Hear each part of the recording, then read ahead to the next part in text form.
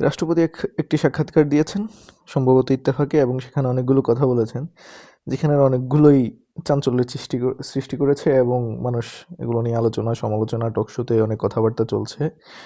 তো এখান থেকে একটা জিনিস খুব পরিষ্কার হয়ে যাওয়া যায় যে হচ্ছে রাষ্ট্রপতির অপসারণ শুধুমাত্র বিএনপি চায় নাই এটা না, মানে রাষ্ট্রপতির খুঁটির জোর একমাত্র বিএনপি ছিল এটা না, রাষ্ট্রপতির খুঁটির জোর ৩ বাহিনীও ছিল।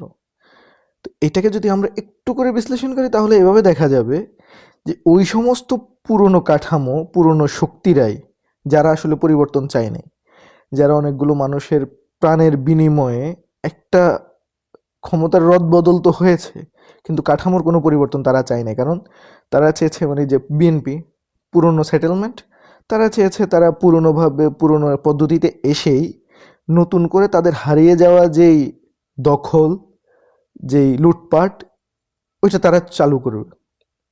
এবং পুরনো যে শক্তিরা, মানে সিভিল ব্যুরোক্রেসি এবং মিলিটারি ব্যুরোক্রেসি, এরা হয়তো চেয়েছে হচ্ছে এভাবে যে একটা পরিবর্তন তো হয়ে যাচ্ছে, কিন্তু আমাদের মানে ক্ষমতা হারানো যাবে না, আমরা যেই মানে এত বছরের লুটপাট এটাও আমরা চালিয়ে যাব।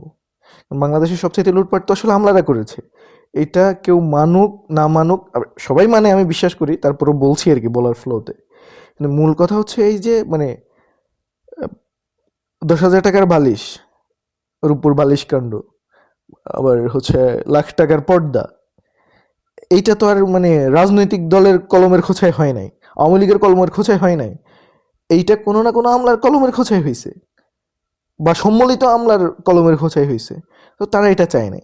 তো আমরা যদি এটা বিশ্লেষণ করি আসলে মানে রাষ্ট্রপতির যে পরিবর্তন হইলে অনেক কিছুর পরিবর্তন হয়ে যেত, এটা আসলে না, এটা আমিও বিশ্বাস করি না।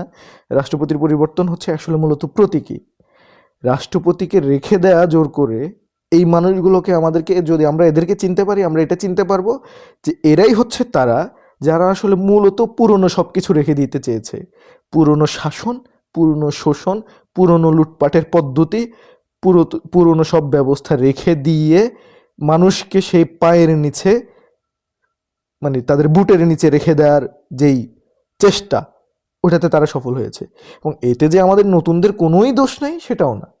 মানে 5ই আগস্টের পরপরই তারা হচ্ছে তাদের মধ্যে লোভ এবং ভয় অনেক বেশি ঢুকে গিয়েছে, যার কারণে তারা ভয়ে সমঝোতা এবং লোভে বিভিন্ন অপকর্মে লিপ্ত হয়েছে, যার ফলে অপরাধীর হাত শক্তিশালী হয়েছে। মানে আমি যে অপরাধের বিরোধিতা করেছি, ওই অপরাধ যখন আমিও করেছি, তখন ওই অপরাধ যারা আগে করতো তার হাত শক্তিশালী হয়েছে, এভাবে আর কি। তো মূল কথা হচ্ছে এই যে আমাদের পুরনো বন্দোবস্ত টিকে যাইতে সক্ষম হয়েছে শুধুমাত্র বিএনপির কারণে না, পুরনো সবার কারণেই। সবাই মিলে পুরনো যে এস্টাবলিশমেন্ট ওইটাকে স্টেবল রেখে দিয়েছে।